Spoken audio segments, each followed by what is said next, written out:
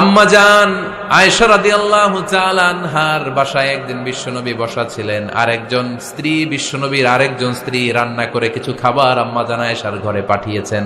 এক দাসী দিয়ে বলল, যাও এটা আয়েশার ঘরে দিয়ে আসো, কারণ নবী আয়েশার ঘরে। আম্মা জান আয়েশা রাদিয়াল্লাহু তাআলা আনহা বললেন, এগুলো কি? ওই দাসী বলে, তরকারি। কে দিছে? অমুক স্ত্রী। কেন দিয়েছে? আমি কি রান্না করতে পারি না? তোমরা রান্না তোমরা খাও। এই কথা বলে পাতিল সহ উড়ায় মারছে চেহারার মধ্যে। এর কারণ ওনারা মানুষ ছিলেন, মানবীয় ব্যাপারগুলো ওনাদের মধ্যেও কাজ করত।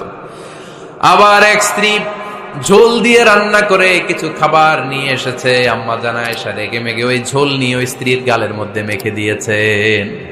বিশ্বনবীর আরেক বউয়ের গালের মধ্যে ওই ঝোল লাগাই দিস। এবার ওই স্ত্রী বিশ্বনবীর কাছে যেয়ে বলে, ইয়া রাসূলুল্লাহ, দেখেন আয়েশারে আপনি বেশি আদর করেন তো, দেখেন কি করে আমাদের সাথে। এই যে আমাদের গালের মধ্যে ঝোল মাখাই একেবারে মেকআপ বানাই দিচ্ছে।